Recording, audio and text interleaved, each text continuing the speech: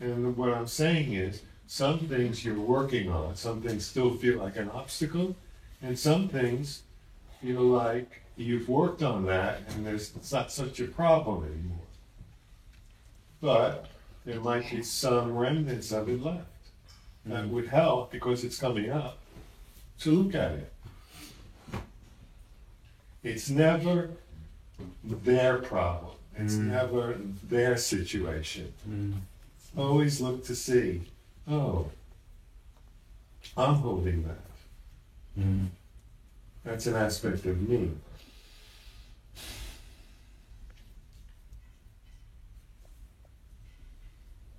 And if you look at it like that, it's like,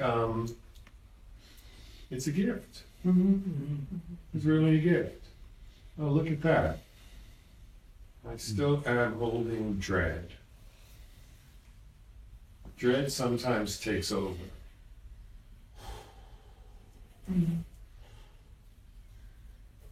Feel it. Feel the holding of it, or the resistance to it, really. I'm sorry, self, that I still believe in dread.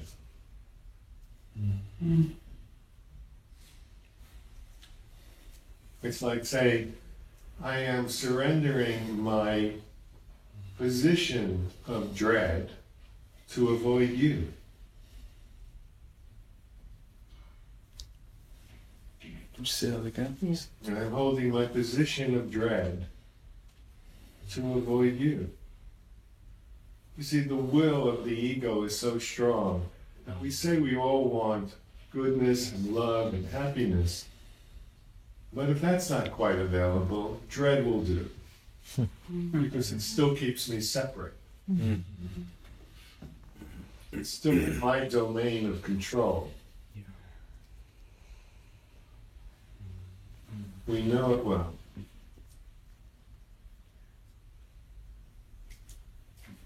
Same for disappointment.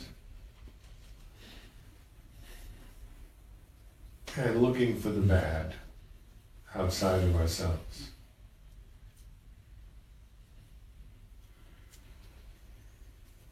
So that when we surrender it, and we're open, in the openness, we can't do any of that. We can't see dread, can't feel it. We can't look for dark or evil. And we can't find it. Because from the openness, you can only see the openness. And even if it sees dark, there is an understanding that it cannot be any other way. And what I mean by it cannot be any other way is you understand that everything that you're seeing is conditioned behavior. Conditioned behavior that cannot be, nothing can be different than the way it is, because it's all coming from personal viewpoints about what's true, playing itself out. You understand what I'm saying here? Yeah. Who understands it? You want to say it? Say it in words that Matcha gets. Please. I don't think I can say it any better than you just said it. Try it. And if you fail, then Tim will do it. So if he fails,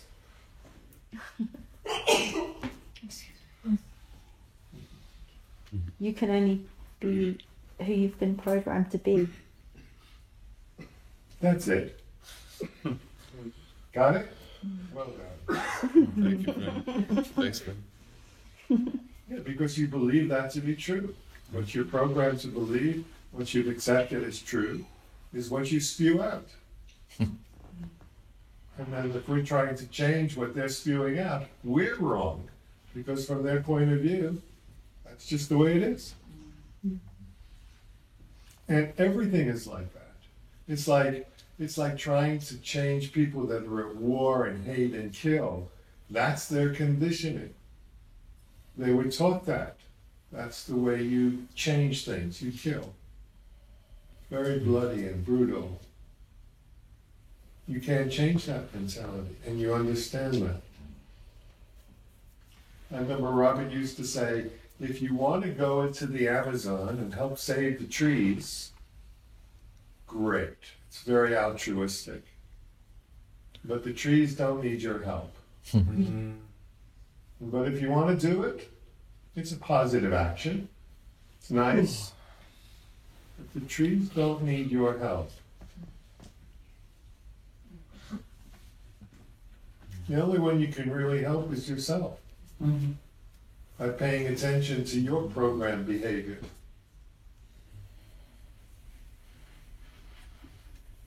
That's how I see it.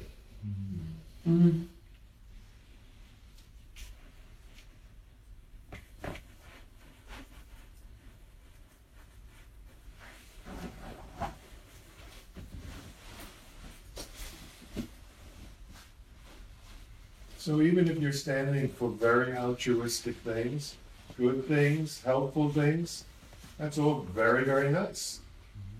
It's not a negative influence on the world, it's very good, helpful. But even that is not the truth. And that's where I started the first night.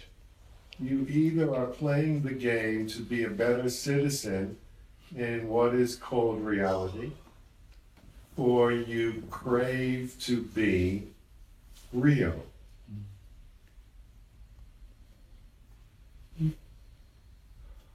Either you're trying to be a better person, or you aspire to be the true reality. And you can see not very many people even consider that option. But look, here we are, pondering it, and going to it, and surrendering to it, and experiencing it.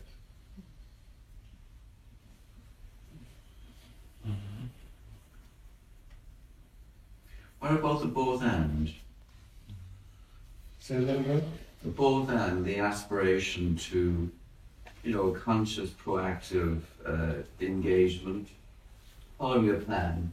For example, saving the trees,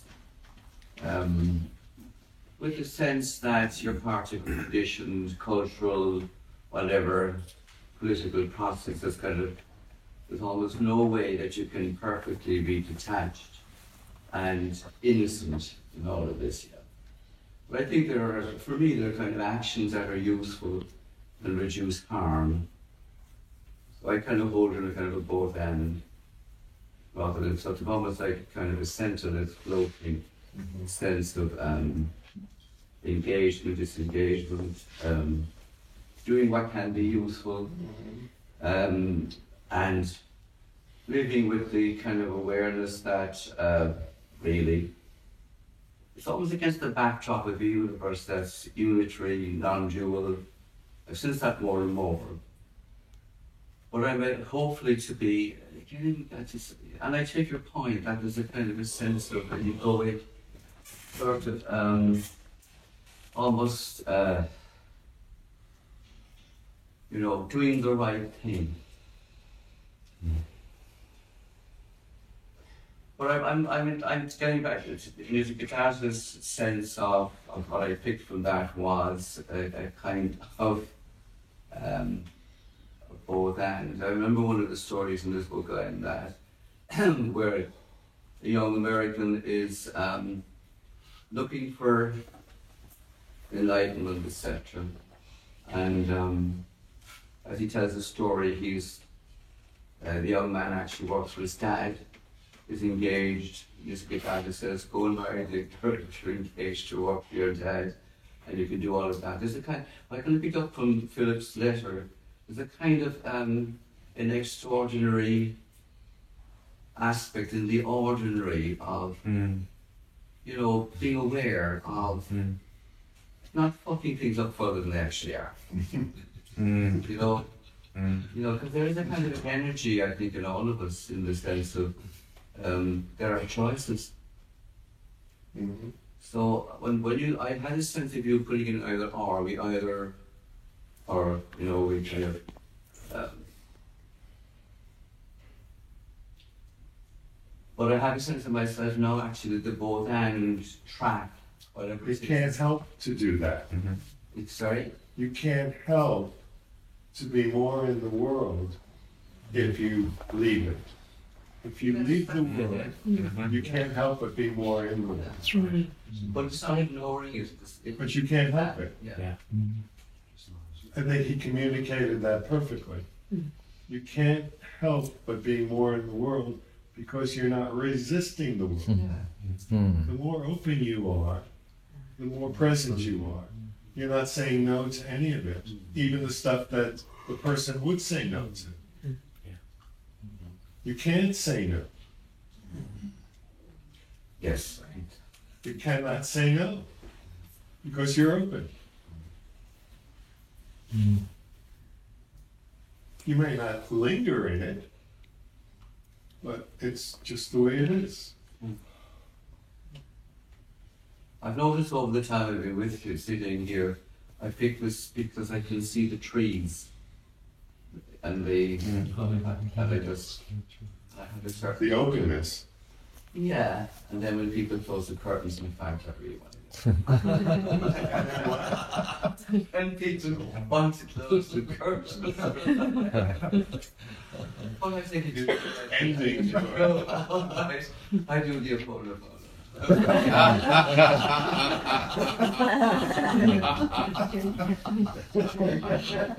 Actually, I think I would invite people to sit here because yourself. Yeah, it's lovely. Yeah. And you. Yeah. That sort of The light.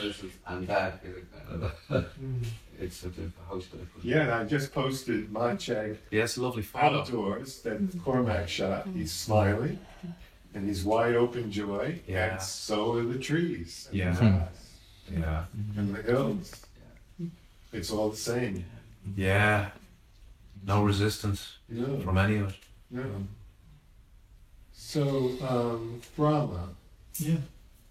Are you getting this or are you resisting this? I cannot follow. You see, now that's what I'm talking about. You cannot be other than what you believe to be true. And here is the conditioning you're talking about. I am slow. I don't get what's going on. It doesn't compute. No, No, I can't follow. no, the heart doesn't. I mean, nothing in the system says resonates to this. And forget about the heart for a second. Yeah, I'm saying it doesn't resonate. Yeah, but what about just getting the words intellectually? No.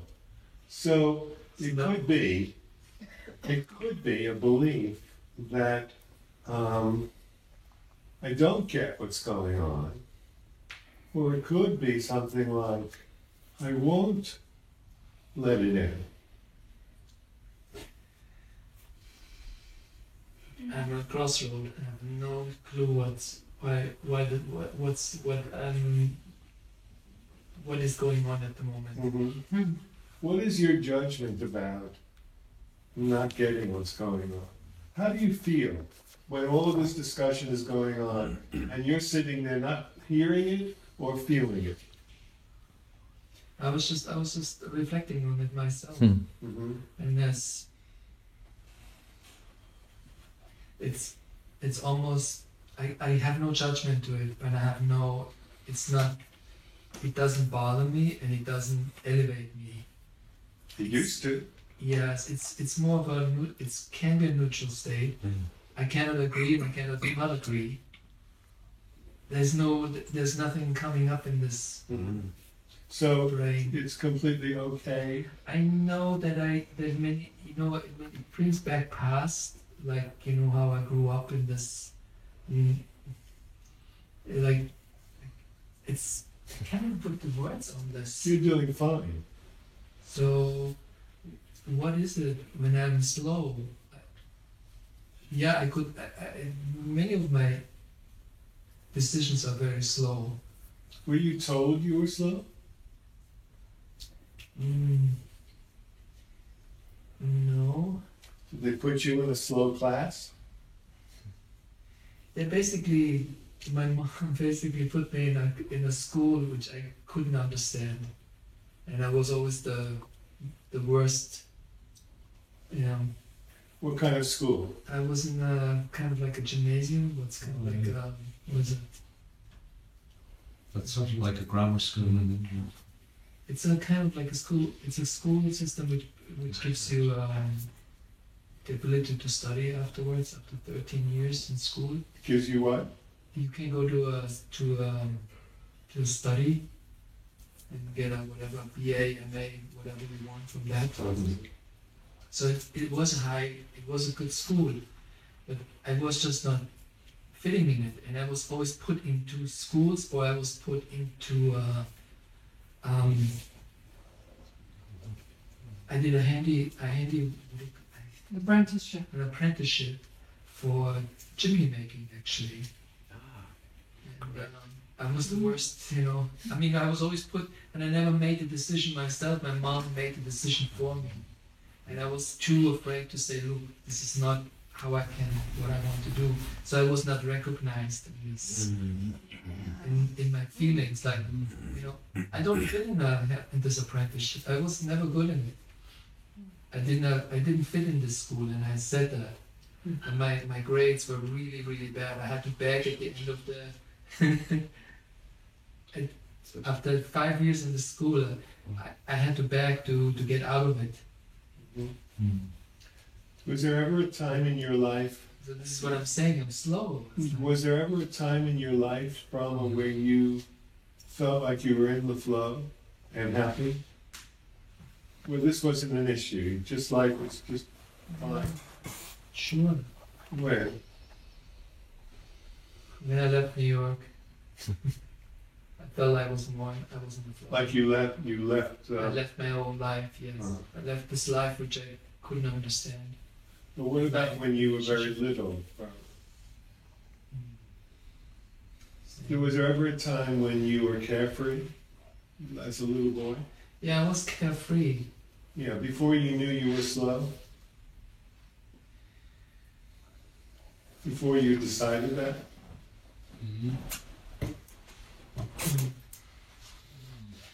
Never? You don't remember? You ever see pictures of you just playing, with just being outside, Yes, not troubled, not categorized yes. as slow? Well, I make my own judgment and Before the judgment. Yes, You remember? yes. I was carefree. Can you picture it? Maybe if you close your eyes and you actually see it moving in your I memory. can see it even in my. Okay, good. So what was it like? God, how do you feel as a 5-year-old? Don't say it from slowness, the belief in slowness. Say it as you see it in the image. Carefree. You know, just What were you doing? playing ping pong Where? with myself. Against the wall? Yep. Against the ping pong table. Where? Where was the table? Outside. And just being in bathing suit and having a small swim thing you can jump in and swim What shape was it? around. How big was it? Not big, it's one of these Little baby things. You remember colors? Yeah. What colors? Well, it's some yellow. Yellow? Was that your bathing suit? Or the pool? Cool. Cool. And you? What were you wearing? I want to make it very, very vivid. It's hot summer. Green. We Maybe. had chickens around. Yeah, chickens. You see the chickens? Yeah, I had a favorite chicken. He was coming. It was a rooster. He was coming to me. And what did he look like? Yeah, red, brownish, strong. Did you have a bond with this chicken? Yeah, he was my friend. So how did you communicate with your chicken? Like we just petted. You petted it? It was coming to me. It was holding. I was behind. Can you feel what it felt like to hold the chicken? Yeah. What did it feel like? I have never held a chicken. They're soft. So They're very calm. calm. Yeah. Yeah, they're quite amazing actually. When you get to know, they have all personalities, and I find them extremely beautiful to be around because they have such interesting characters. Mhm. So what did your pet rooster, did you give it a name? Yeah, What? Zenji or something. Zenji. You were into satsang? No idea. But it's a satsang. It's Zenji is a French dance. He was made by Osho. I know. Not by, I was just coming to the same point. Fuji.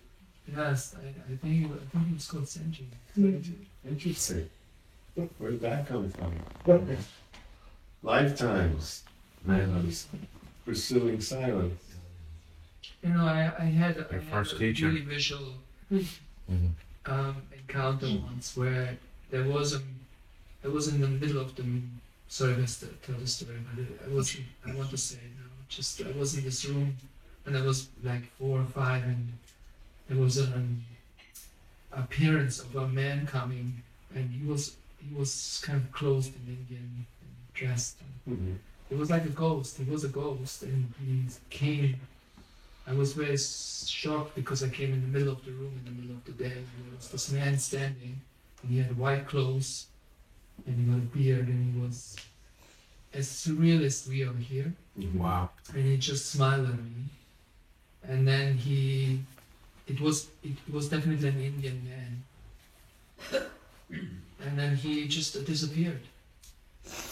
He disappeared in the middle of the room, and I was like putting my hands out. Is that true? Is that real? You know? So it's I don't know. So you just got me to be in my moment where I felt very free, not slow.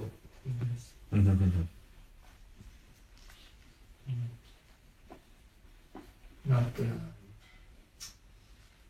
directed. I don't think slow is the right word. That's not the What do you think the right word is? More of how it feels to be you.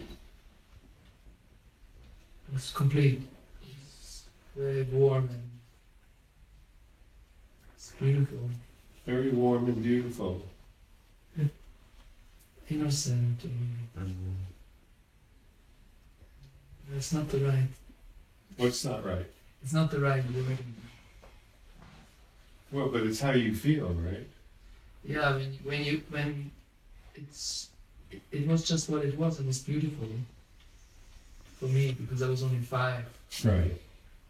I didn't Well, need then, anything else. if that awareness of what is beautiful is real, even though it was just like a ghost, then what was life for the little boy living in Germany in comparison? In comparison to Well, if that was joy and beauty, what was life? What was your experience of life as a youngster? it was free. It was easy. And when did it get hard? Till when I was put into this difficult school, and everything changed for me. It was extremely complicated. I couldn't understand the tasks. I couldn't understand anything, mathematics or writing. It was completely out of mind. Mhm. I was too. I couldn't ask for help, so I was putting myself back into my own.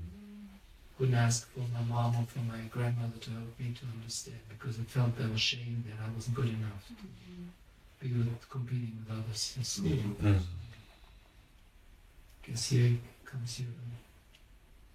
Yeah, so I turned back into probably my own world, being my own world. Is there pleasure there in your own world? I have no idea. I mean, Just a relief. it was relief from the outside. Mhm. Exactly.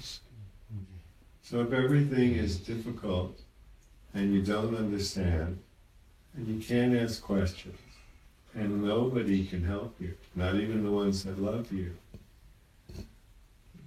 that's quite a precarious spot to be in, isn't it? Yeah. I mean, it probably has made me the way I am. Well, you did make some kind of conclusion out of it, some assumption from all of your experience. I can't learn, I don't understand, I can't speak, I can't ask. Even those that love me can't help me. I am fill in the blank.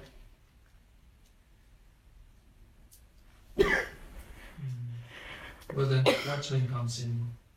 I am what?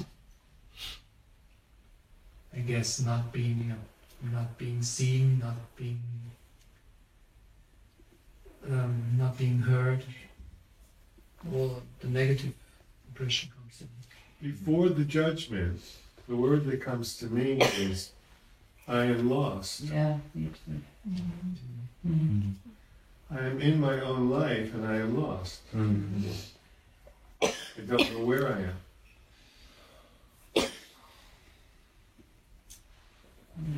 Yeah. I'm here. I am, right? I think I am. Remember I asked the group a few days ago to look and ask yourself, how do you see yourself as this person? Remember what came up for you? Yeah. Did you hear me say? No.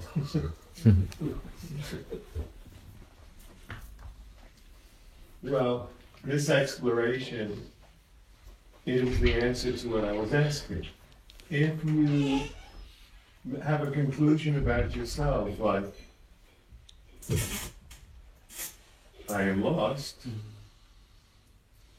no matter where you are, that's true. That's the conditioning I was talking about before. You're seeing through the lenses of I am lost. I am here and I am lost. I am here and I'm not here. I don't know where I am. I'm lost.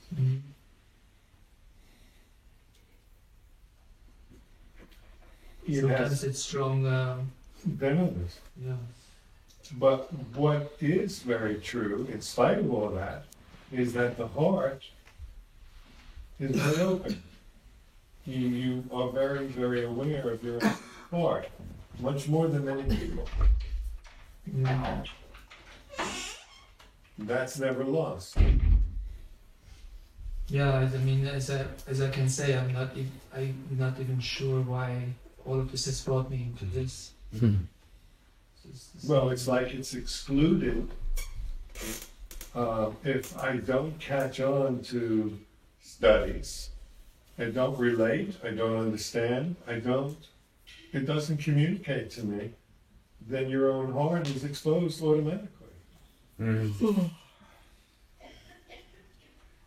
Does it have to? I mean, the heart is exposed. I could have just become a very grim, angry, Well, that too, which I am, that too, man, that was there too. hating and shouting, and Because could have done that. I am in the world, right? You are alive. Like when I met you in New York, you were doing work you hated. I don't know if you liked the apartment you were in, and you always wanted to get out of the relationship. Other than that, everything was fine.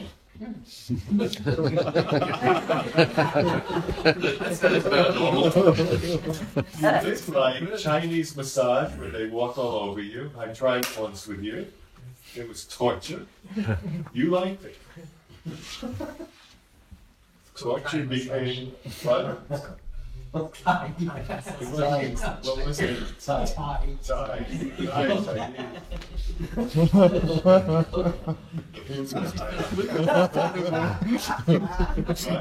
know you felt good afterwards.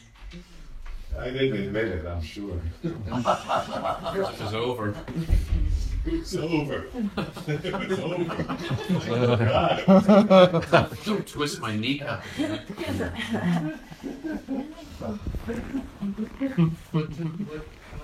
I'm not. See, this is what again I'm trying to follow you.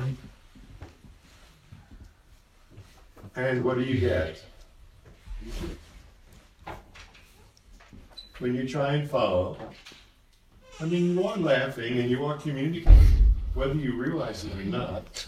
You are interacting. You're feeling, you're happy, you're bright there. Your eyes are shining, you're present. I can only say that I feel very lucky that I got into this, that I understood this part. Well, if one part doesn't work, you get that it doesn't work, it's distressing, there's no place for me, I get very, very angry. And what I'm trying to say here is that if I see myself as lost, it's infuriating because I don't like where I live, I don't like who I'm with, and I don't like what I'm doing. Yeah, that's Nothing fits. And then what's left is, oh, the heart is speaking on occasion. I feel something in spite of all that. So in a way, it closed off one whole avenue of being alive that most people take for granted. This person, I have a little talent in this, I'll build a chimney, I'll create a life, and that's the way it is. And they don't have to address the heart. Yours was closed off. It's like a great tragedy struck you, and it opened up the truth in you. Yeah, that's what I always say, that all the, what you have said it to me in a way, that the things, I mean, my life did not work out, you know, how you would say, it was no success, but it somehow brought me into this. Yes. Failure was my greatest success.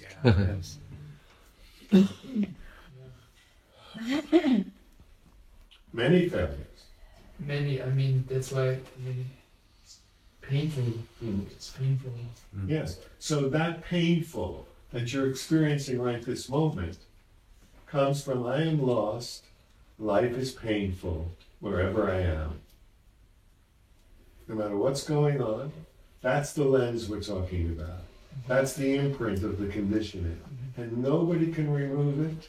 Nobody can tell you it's okay. Because from the inside, I'm lost, it's painful, and I'm angry. Nothing works.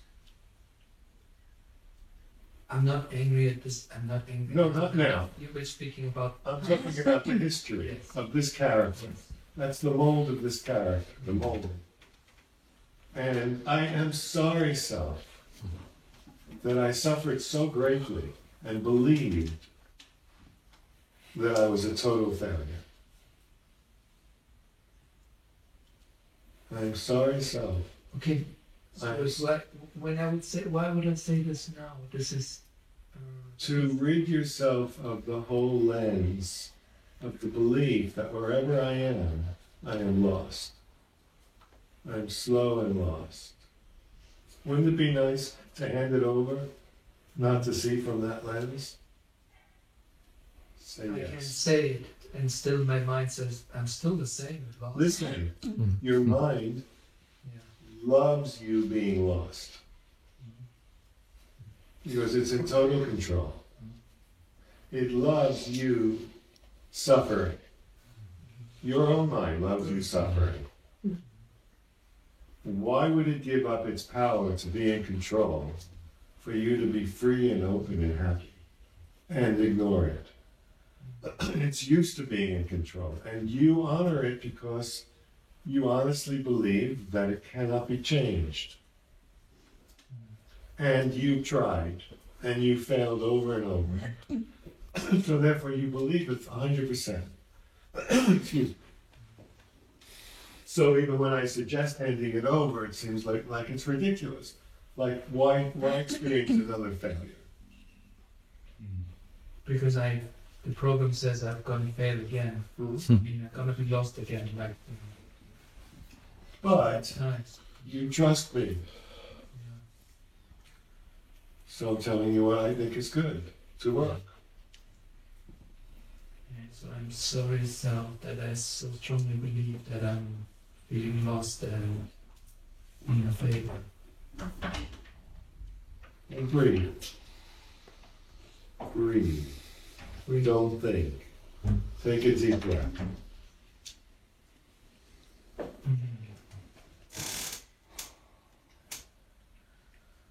Good. Take another deep breath.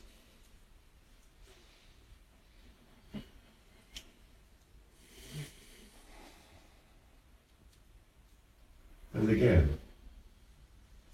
Stay in knowing no thing.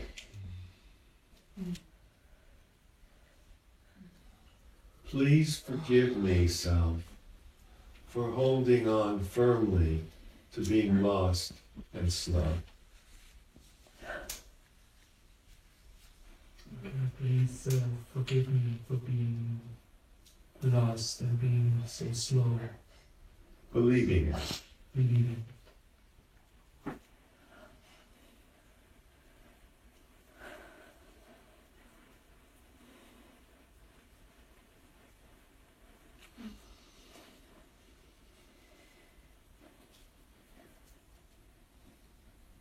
Do you feel the energy moving?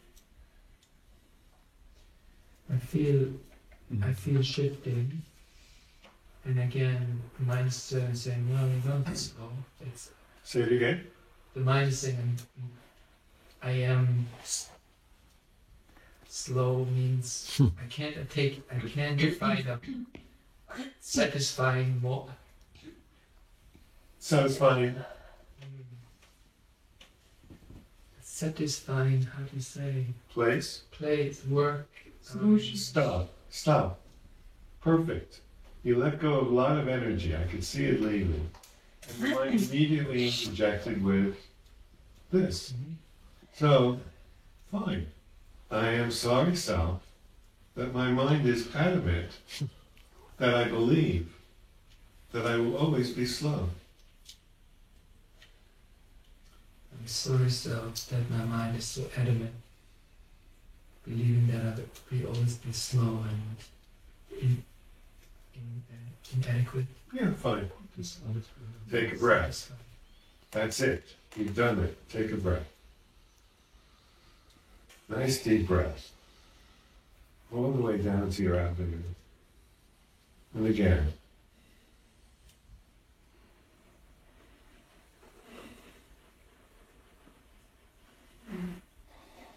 And again.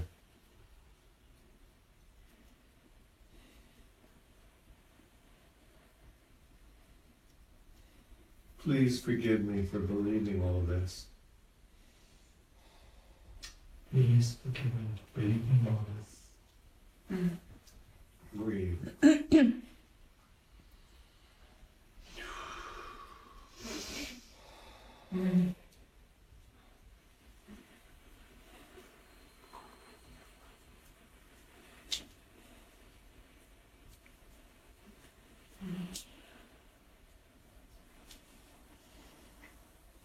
Do you notice the openness here?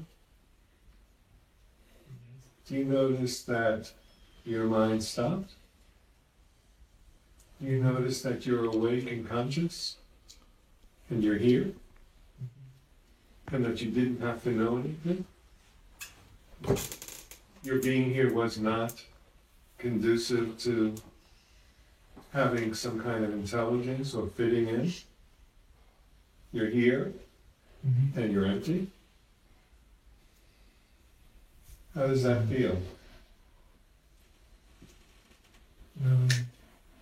Extremely light. Light. So this is the experience of being alive and conscious and present without the conditioning. This is the experience of being absent of the belief that I must see through the lens of slow and not fitting in. This is what it feels like. It is absent.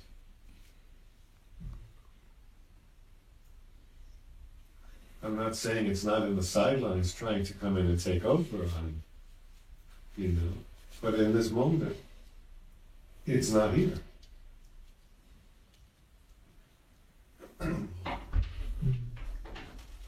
Thank you, sir.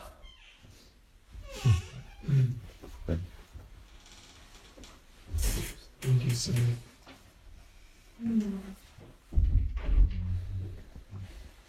So now, Brahma, is the mind rebuttaling with some kind of trying to pull you back?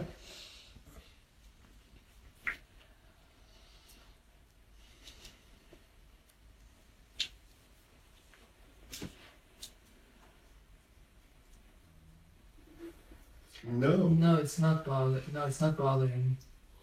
So what you're proving to yourself right now is that you are sitting in your own power. I am. That's the power. I am here. My mind is totally empty. No conditioning is running.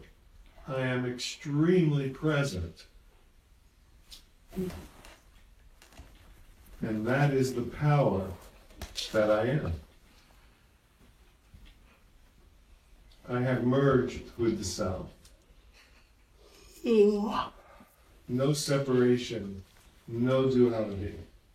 I am in a body, but I am not the body. I am the power of being. I am free. And being under the belief of being slow and lost and inadequate, and the turmoil and the pain and the confusion it created, was self's way of turning you inside out and upside down and miserable and all the rest of it. And here you are, sitting in your power. It's like being put in a dryer and tumbled in the heat and tortured. But it did its job. Too bad it has to be that way. But you must have come in with a ferocious desire to be free. Give me everything that I need to get out of this dream. But against it, I have no idea why I was going all this path. Like you said, like some people get stuck in this, and others just come here. And, there's very few of us who come here. It's not a football stadium. Because this works. Yeah, exactly. They're not believing. I'm not believing in. I don't have to believe anything. See, we are not in the cheering section for how wonderful consciousness is. Consciousness is all, it's consciousness, duality is bullshit, da, da, da, da, da. I am free, I don't have to look at anything, because everything is consciousness, and we have a rally for consciousness. Or whatever the large groups are doing. This is God, we are bowing at his feet, we are singing bhajans. Wonderful. That's like going saving the trees in the Amazon. They don't need your saving. Save yourself. Nobody really wants to look at what's going on in themselves. Because it's dark, it's murky, it's miserable. And it feels true. Not only does it feel true, it feels like there's no way out.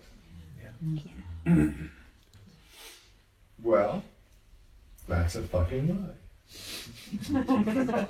Another lie. Just one big lie. Believed to be true. And you disproved it. You are here. And the whole idea of being slow or inadequate or lost is not here. If it's not here now, it's on its way out. It served its purpose. I like what you're saying. Man. You're hearing it. Yeah, You're hearing it's it. amazing. Because the filter is gone. Most people do not want to admit the depth of the deficit that they're holding. So they keep it at bay. It's almost like honoring it. It's sending up more and more of the same crap over and over and over again. But I don't want to touch it because it's pretty disgusting. So, okay. Try and change it from the outside. Keep doing that and seeing that it's completely useless. Brings on more suffering. And moments of, a relief. You know, a few weeks of hoping it'll last forever. But it doesn't.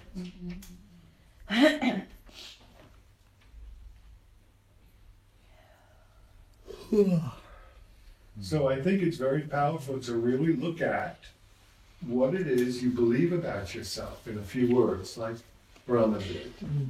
Really see the lens that you're looking through, because if whatever it is, it's looking for that outside. It's looking for being lost. It's looking for being inadequate.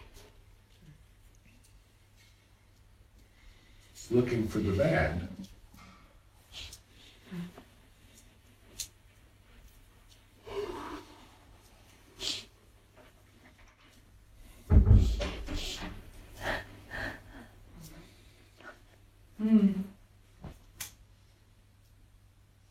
So you're very intent back there, Siobhan. What's going on? No, it's landed, I guess. What's that? It's landed. Mm. Use Magic's word. That is exactly, in such a small nutshell, I write it down. What would you write See down? yourself in a few words, and you're looking for that all the time on the outside and getting it. And getting it. And hating It's it. up to another place. Yeah. Dirty looks, snarky comments. Every day there's at least one. You know, and I was questioning then, was discussing it with Pat and Anne, is that, but I don't feel I'm like that. Mhm. So I got a bit confused about the wording of it. Like, I don't think I'm, maybe I am, I don't think I'm snarky or critical or all these things that I fear when I receive them. Happened at a bus stop, dirty look, could happen. Yeah. But what is it that you are focusing on internally? Yeah. What are you listening to in your mind? What's the theme?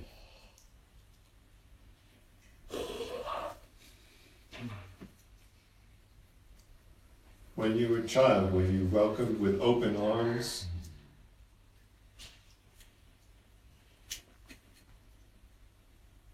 The word defensiveness is coming, but that's just something we talked about, and I want to, you know, having to defend myself all the time. So Against what? against the injustice, What was the injustice? I think it was some level of brutality. Brutality? I think so, yeah. What kind of brutality? Physical within the family, Were you the witness or the sufferer? both.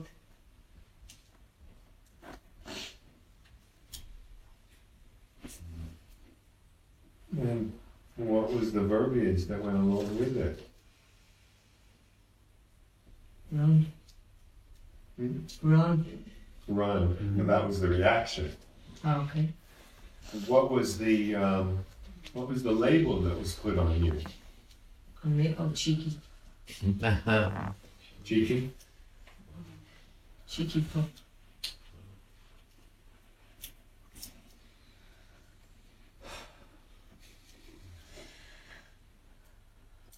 It's never fitted. It's never fitted. It's always called, but it never resonated. I never thought I was being cheeky. Well, what did you think you were being? Just telling the truth. Right. And the truth is everything they wanted to hear?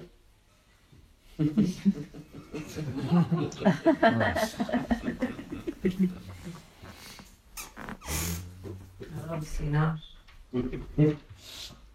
My Loving Parents by me.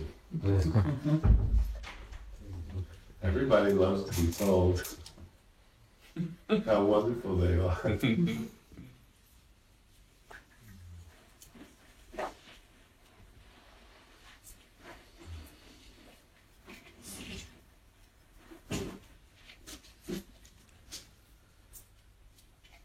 So what did you tell them? I don't even remember what it was or any incident. Honestly, I don't. I believe you. That's the sense that, even at one point when I was, a teenager, more verbal, I actually thought I was doing these, a favour. I'm just going to tell you now, this is what I've seen. If you change this, maybe that's just moving into control. But I thought it was very real and genuine. Well, you were very aware. Yeah, I think I was.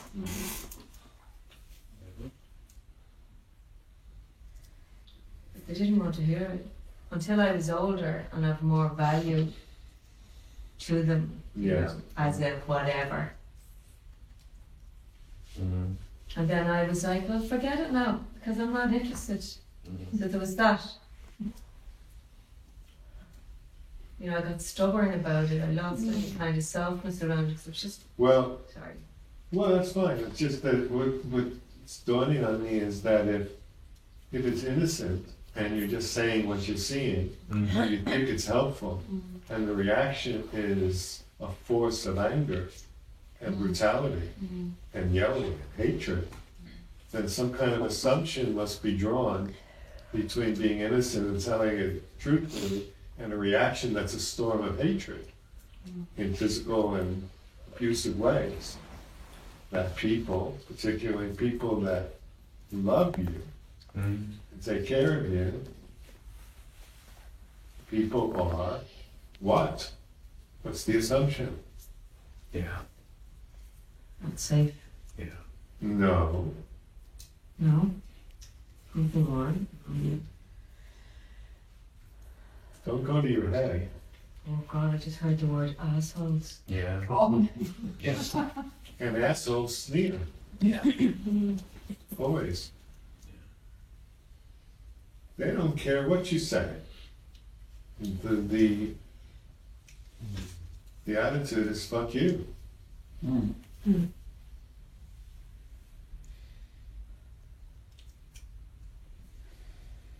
People are assholes. That's not even a word I use. No. Well, pick one you use.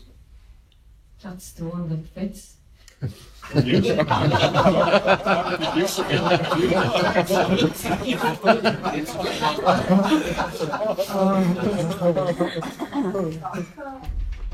So people are assholes. They perform perfectly. An asshole here, an asshole there, an asshole there. This one sneers, this makes a snarky remark, this one, for no reason, that's how people perform in your life. I see through the lens of asshole. Yeah. No matter what I say. It happens before I speak. That's how I see people. It's hopeless. No matter what you do, what I say, that's what I expect.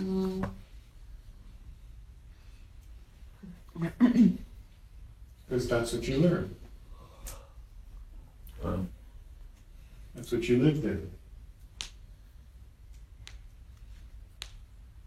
Are you ready for the antidote? Oh God, I was so. You're gonna take the poison out. That's the good part. I'm always fascinated with what works. You know, I would listen to teachers, and they would have all these great ideas and all this truth. And I said, well, that's all great. How do you get rid of it? Yeah. What do you do about it? And they would say something that was like, well, that's ambiguous. That's bullshit. You know, it's like saying smile instead of being grumpy. Yeah. You know, nothing worked. Not practical. To me, it was always the exploration of what works, what gets you out of it. And so when I really understood what Robert was talking about, that everything is an emanation of the mind. The mind makes these decisions. The mind says, I'm slow. The mind says, people are assholes. And then that's the blueprint for life. Yeah. And then the Ho'oponopono comes up that says, everything you see is your consciousness, which is saying the exact same thing. Yes. And here's how you get rid of it. Brilliant. That's the magic antidote. I am sorry, so, that I believe that people are assholes. Wow.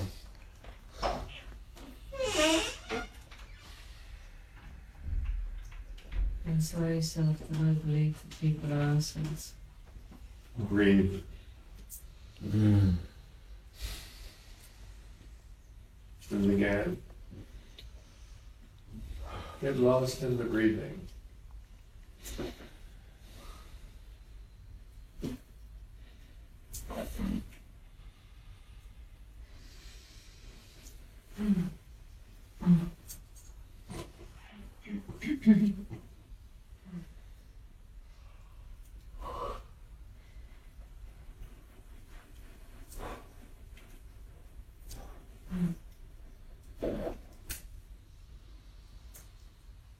Please forgive me for believing this. Please forgive me for believing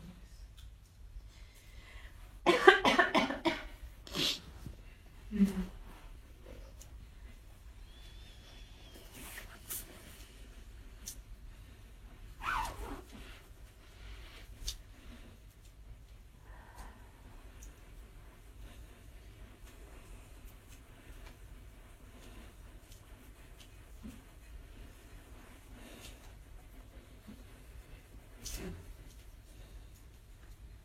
And what's here, Siobhan? I am forgiven. You feel it? Yeah. Wonderful.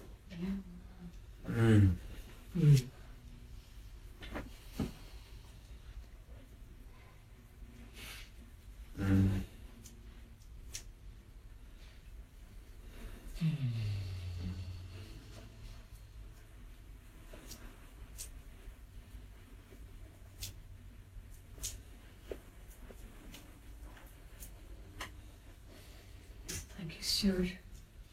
You're welcome, Siobhan. Thank you.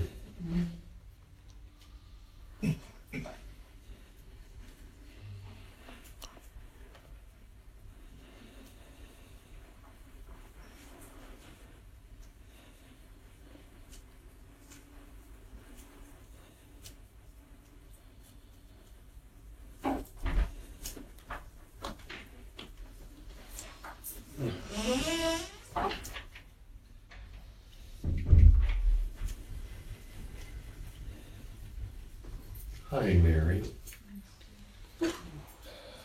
Good morning. So it's the afternoon. And what else is new?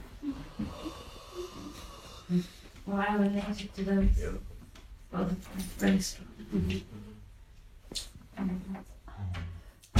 Especially the mentally inadequate. I was always very feisty as a child. I would stand to my father at 3 years of age and I had no fear. I'd go for him. You'd go for it. Oh yeah, big time. I can still remember waiting for him. I waited at the door for him to come into work, and if he roared at my mom, I fucking put my fist right up to his face. At 3 years old, Yes. what would you say with your fist in his face? I'd ask him, I'd tell him not to speak to my mum like that. And he'd roar, he maybe roar at me for something that I had done, and I could give him twice back what he had done, and he had to shut up. And he used to come in and say, "What mood is she in?" And my mum would say, "It's not very good." And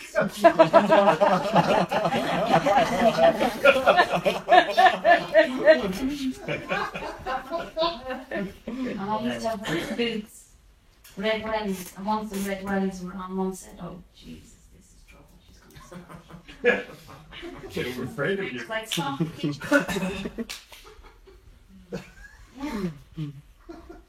And so that anger, his anger terrorized me. Absolutely. You stood up to it and it terrorized you. Yeah. But I could outmatch him. But I only ever lost my temper with him if he was unjust. And he used to really upset me over my uncle. I had an uncle. And he was, a drinker and he had mental health problems.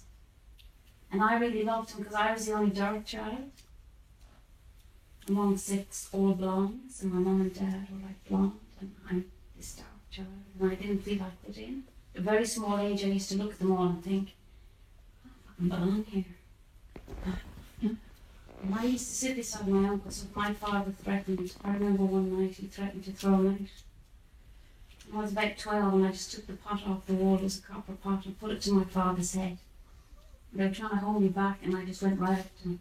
I said, "You do that, I'll put this over your fucking head." I said, and I walk out the door, we'll go out the door together. So I had that. But then there was this deep pain in me that I was never told I was intelligent. And it always, why can't you be like your brother Tom? He's highly intelligent. And be like Katie McGee down the road, who's so fucking boring. But anyway. Hair, and I had this manic curly hair. When we go on the horses, she'd do the trot, and I'd go into the gallop and be gone. Canter, boom, gone. But so I always felt it was like, Brown was saying about the intelligence. I never felt I was intelligent. And then I end up with psychosis after the birth of my son. And I can't believe I'm saying this in a group setting, but I'm not ashamed anymore. I was locked into a lockup ward. And I was brutally assaulted in a lockup ward. After giving birth to a child, I was brutally assaulted. They would come in the night and they would throw me up against walls and they would inject me. And I had 4 months. And I had to rear my son in that hospital for 4 months. And you have no voice, and you are treated as if you are totally insane. So then every thought of the child that I wasn't intelligent was just completely compounded by all these expert doctors and psychiatrists. So I had to fight in that hospital. Because every day there's the threat, "Oh, we're going to take your son away from you, Mary, and he's going to go into foster care." "Oh God, you're not taking my son from me." And I had no home to go to.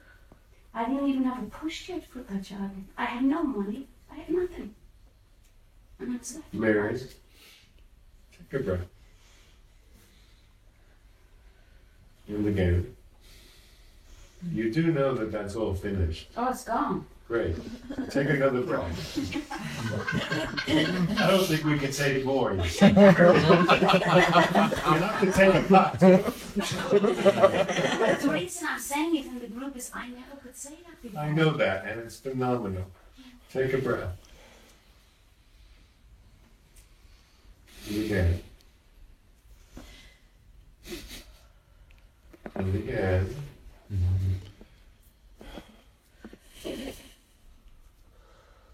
I am sorry, so that I had to suffer such great injustice.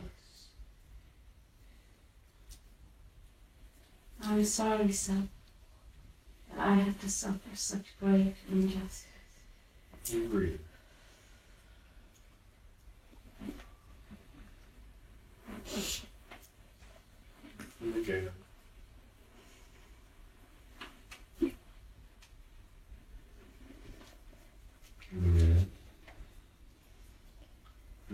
your focus on the breathing. Only the breathing.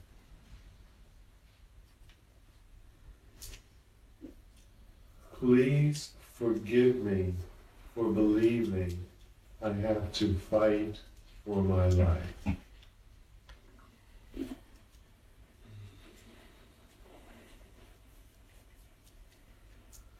Please forgive me that I feel I have to fight for my life.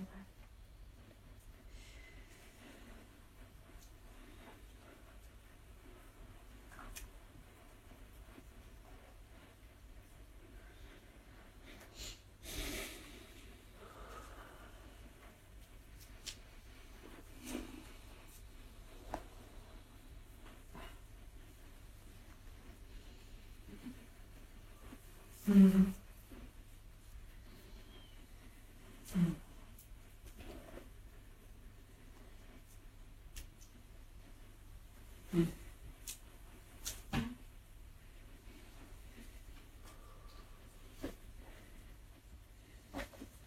What's here?